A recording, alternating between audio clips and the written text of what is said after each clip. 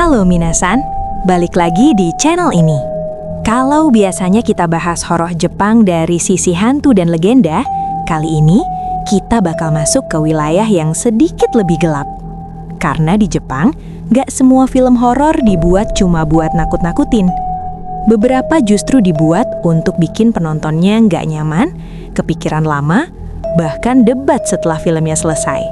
Dan film-film inilah yang akhirnya mengundang kontroversi.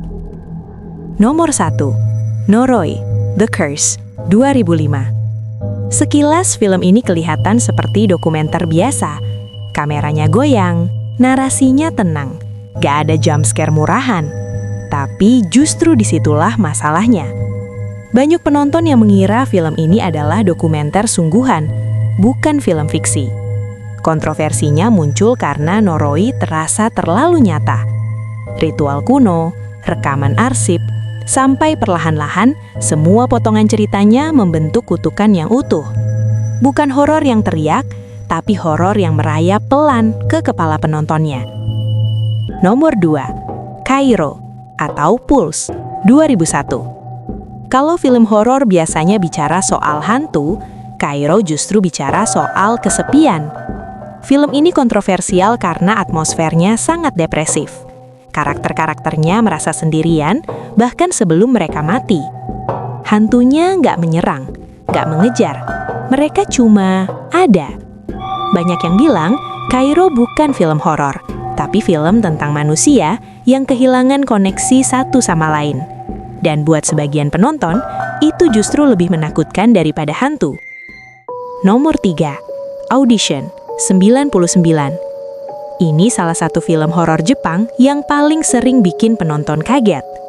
Bagian awalnya terasa seperti film drama romantis. Tenang, pelan, hampir membosankan. Tapi perlahan, film ini berubah jadi mimpi buruk. Kontroversinya muncul karena perubahan ton yang ekstrim dan adegan kekerasan yang dianggap terlalu brutal pada masanya. Banyak penonton merasa tertipu. Tapi justru itu yang jadi kekuatan film ini. Nomor 4, Suicide Club, 2001. Film ini sejak menit awal sudah bikin banyak orang gak nyaman. Bukan karena hantu, tapi karena tema bundir massal. Kontroversinya besar karena dianggap terlalu vulgar dan terlalu ambigu. Film ini gak menjelaskan semuanya, gak memberi jawaban jelas, dan itu bikin banyak penonton marah. Tapi di sisi lain, Suicide Club justru dianggap sebagai kritik keras terhadap budaya pop dan isolasi sosial di Jepang.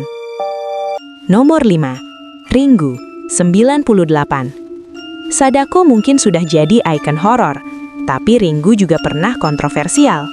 Banyak yang menafsirkan kutukan dalam film ini bukan sekedar hantu, tapi metafora trauma, warisan penderitaan, dan kekerasan yang diturunkan dari satu generasi ke generasi lain.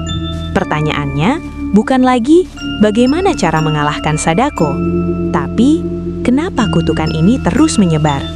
Dan sampai sekarang, itu masih diperdebatkan. Film-film horor Jepang ini nggak selalu ingin menakuti kalian. Sebagian justru ingin membuat kalian merasa tidak nyaman, memaksa kalian berpikir, dan meninggalkan rasa aneh setelah layar mati.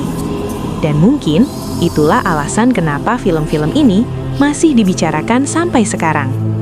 Kalau kalian suka pembahasan horor Jepang dari sisi cerita, makna, dan kontroversinya, jangan lupa like videonya. Dan subscribe juga, karena di channel ini Mimin juga bahas yokai Jepang, pamali, sampai haikyo, bangunan terbengkalai yang katanya masih menyimpan sesuatu. Sampai ketemu di pembahasan gelak berikutnya.